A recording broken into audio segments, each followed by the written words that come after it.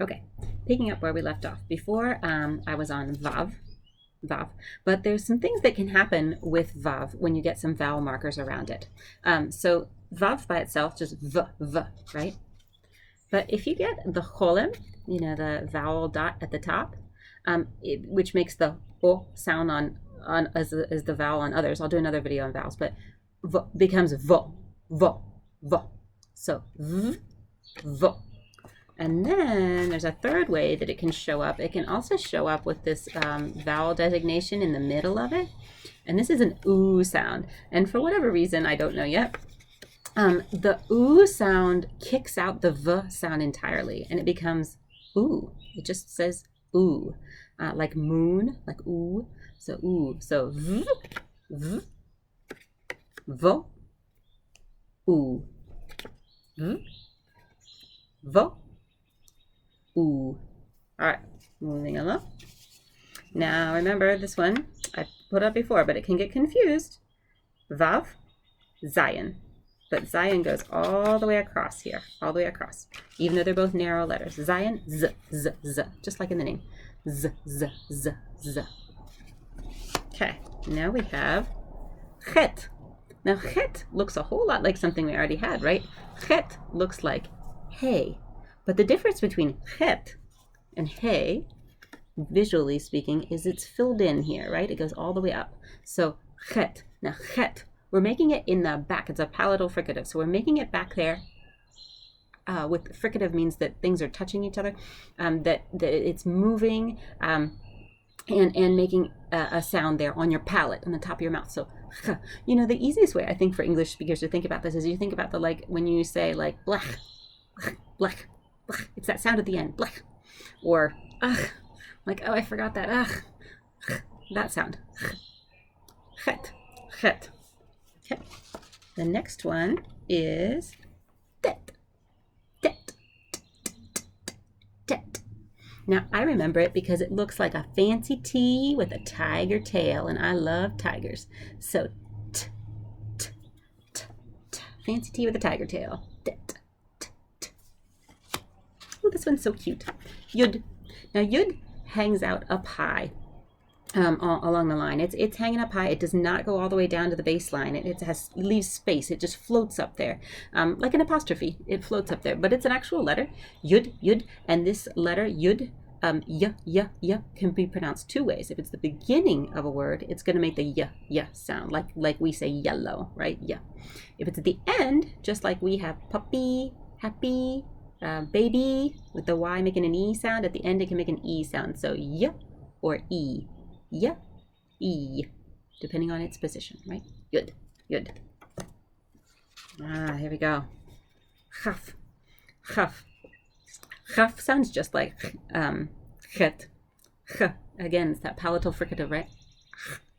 Like blech. Chaf. Now, if we add though dagesh, if dagesh hangs out in there, then just like the others, that it just gets just like bet. You kind of shorten it up and you bring it out. Actually, you don't bring it all the way. You bring it forward a little bit. K. So it chef or chaf. You were further back in your mouth. Kaf. It's a shorter sound, just like a K. K. And, oh, look, we're going to do ASL too. Let's put in as many things as we can. Kaf. K. So ch. K. Ch. K. Ch. You got it. Just in general, dagesh is in there, and that sound is going to get shorter. You're going to cut off your airflow faster. All right. Now, okay. I've spared no expense. We've got some really fancy props here. Okay, now what I have to figure out is the whole backwards thing. Okay, so there are some letters in Hebrew that if you find them at the end of a word, they have a different form. We had this with sigma in Greek. We had a different kind of a way of writing sigma at the end of the word, remember? Same thing. There's just a few of them, I think 4 or 5 of them in Hebrew. So here's how I visualize it. And actually someone was saying this in class. And I was like, oh, that's totally how I thought about it. Okay, so let's say, see my, really high budget physical reproduction of the letter. Let's do it without the dagesh. Okay, so we've got like chaf here, right? chaf. And this one it's ch, because it doesn't have dagesh. If it had dagesh, it would be k, right? But it's ch. Okay, so let's say we have this. When we get to the final form, okay, so let's say this is when it's in the middle of a word, right, or at the beginning of a word, right? When we get to final form, what happens, I've made a little line there. That is not a part of the letter. The line is not a part of the letter. That's just to show you the baseline. What happens is the letter, like these letters that have, except for, well, there's one exception, and I'll show it to you, with mem, but all the other letters that have final forms, basically what they do is they kind of go, and they stretch out. See? It's the letter. It's just stretched out. Maybe it had more space at the end of the word. I don't know. But it felt like it could stretch out. So just kind of think about it. Just pay attention to the top of it and how the top of it looks. And you know, it does look like resh, but it goes below the baseline. And so you don't confuse it with resh because it goes below the baseline. And it's also wider, so you don't have to confuse it with vav, right? Because vav is narrower, so it's a wider letter than vav, and it goes below the baseline, so it can't be resh. So it is final chaf, and I guess more often at the end it's not going to have a dagesh in it. More often it'll be at the end, so stretched out to make final form.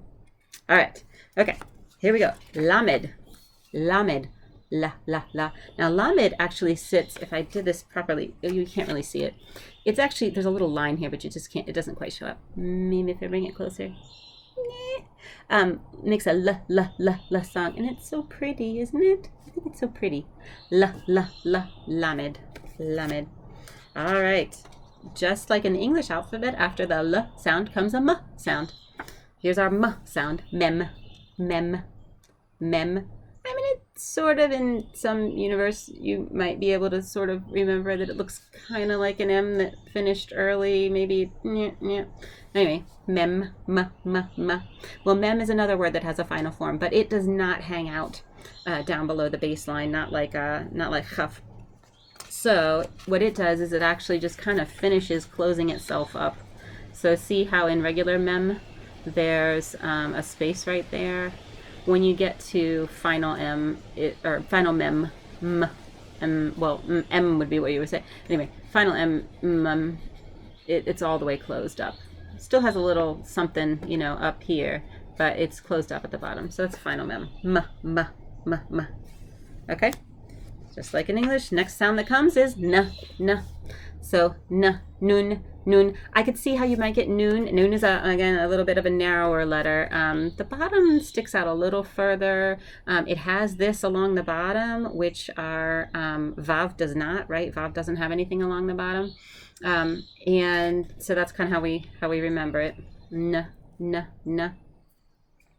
nun has a final form too. So same deal, right? If you had your nun like this, with kind of like this, it's not as wide as chaf.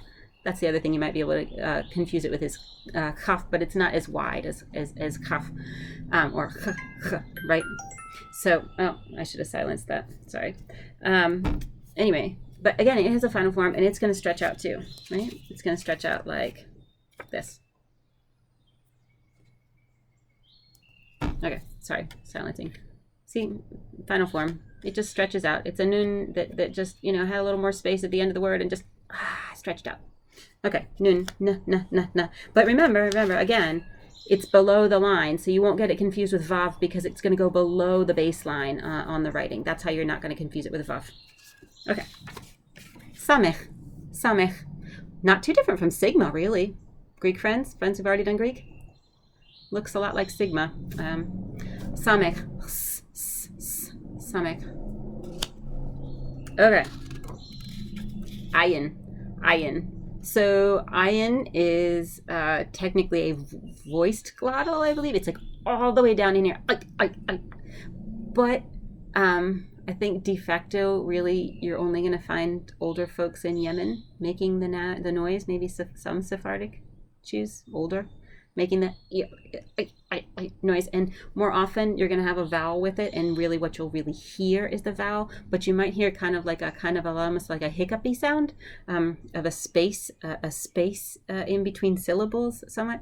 We'll see how it all shakes out, and we can come back to this video and say, Janice, you were so wrong later, if I am so wrong. But this is my understanding of it from, I did a little bit wider reading to try to understand this one. But it's, what we've seen in some of our vocab, you almost don't even hear it. You might have like a little hiccup, like a pause, but you're hearing the vowel that's with it usually. Okay. Oh, and let's keep in mind, so see how this ayin has a curve here, like a curve? Okay, that's going to help us distinguish it from tzadeh. Okay, nice smooth curve. It doesn't turn around again. It just curves. Okay, ayin. So, I, or just nothing, or just the vowel. Okay, here we go. I think this one's pretty. Pei, but this one does not have dagesh, so we pronounce it because the air keeps flowing when there's no dagesh in these letters that have dagesh. So pei without dagesh, and then pei with dagesh becomes gets you stop the air sooner.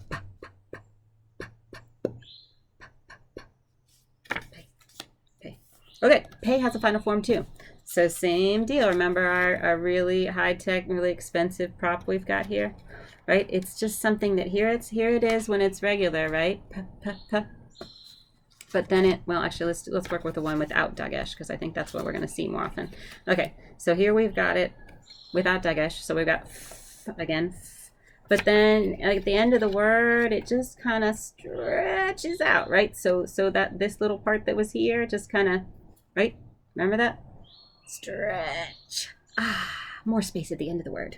Okay, so final pei or final pei, or because it doesn't have dagesh. So, right? These both go. This one goes. Okay. Get back in order. All right. Tzadeh. Now, we could confuse this with ayin because it doesn't really look all that different, right? But, remember here was ayin. But see the difference? See, tzadeh, like, kind of really makes a hard turn, right? Also, I think tzadeh kind of looks, for English speakers, kind of looks like a T stuck to kind of like a Z sort of shape in general. So it kind of helps me remember that sound. Tzadeh, not ayin. Tzadeh. Now that one's out of order too. Oh well. Okay. Tzadeh. So really makes that hard turn there. Oh, this has a final form too. It stretches out. Okay. So, sorry, wrong way. So tzadeh, but it just kind of like stretches out. You just take that and just stretch it out for final tzadeh. Final tzadeh. Okay. Getting down to it, folks. 4 left. All right, ready? Cough, cough, cough. Cough.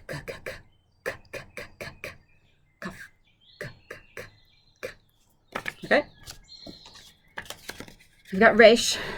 Now, resh can sound like ruach, like spirit, breath, ruach. So resh. Remember, it can get a little confusing. Resh with dalet. But the difference is dalet has this little part that sticks out over, whereas resh, like a lowercase English R, doesn't have that extra thing. Resh doesn't have that, and it's wider than vav. Oops! Oh. I can't believe that's actually still going. We're just gonna roll with it. We're almost done. Okay. Oh! I like this one. This is one of my favorite. Shin. Shh. Okay.